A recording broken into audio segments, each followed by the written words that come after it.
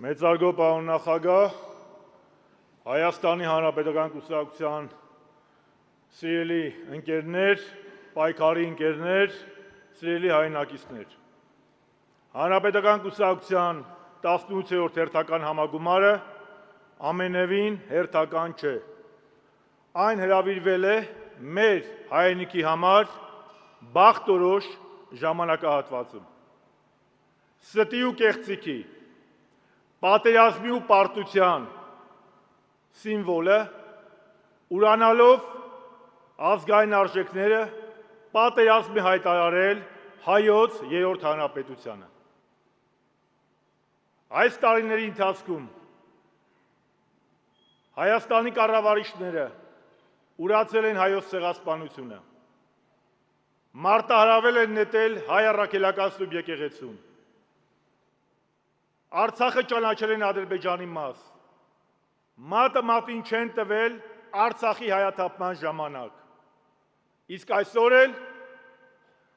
իրականացնում են Հայաստանի խաղաղ ադրբեջանացման գործընթացը։ Առավոտից երեկո իրար հերթ չտալով խոսում են խաղաղության դարաշրջանի մասին։ Չկա խաղաղության դարաշրջան, չկա խաղաղության օրակարգ։ Մուրացկանին անկախ հայրենիք ու խաղաղություն չի տրվում, Մուրացկանին տրվում է ընդամենը անկելանոց։ Իսկ սրանք Հայաստանը տանում են դեպի վիլայեթացման։ Հարգելի բարեկամներ, իր գործունեության 36 տարիների ընթացքում Հայաստանի Հանրապետական կուսակցությունը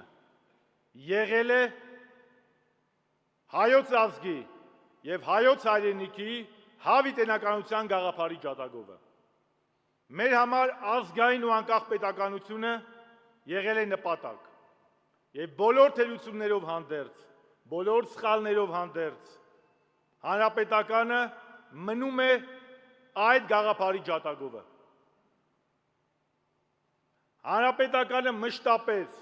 իր եսը ստորադասել է համազգային մենքից։ Հանուն համապետական ու ազգային նպատակների մենք կարողացել ենք ու գիտակցել ենք մեր եսը տանել հետին պլան։ Չնայած շատ լավ գիտակցել ենք, որ հանրապետականը ունի արժանի թիմ և կարող կառույցներ։ Հարգելի բարեկամներ, այո, լինելու է հանրաքվե։ Սա սոս քաղաքական գործընթաց չէ, և հանրապետականի ընտրությունը պատասխանատու է։ Ընտրություններին չմասնակցելու, ուղղակի չմասնակցելու հանրապետականի որոշումը հեշտ չի տրվել, բայց դրա նպատակը եղել է ոչ թե ընդդիմության ջլատումը, այլ ընդդիմադիր ազգային պետական ուժերի համախմբման գաղափարը և ազգային չարիքից ազատվելու գաղափարը։ Ես պայքարի կոչ եմ անում, որովհետև հանրապետականը պայքարի կուսակցություն է։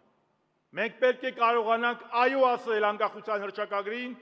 և ոչ նիկոլիզմին, այո Հայաստանի անկախությանը և ոչ ադրբեջանացմանը,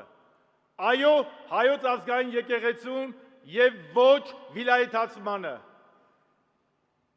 Մեր անունը պայքար է,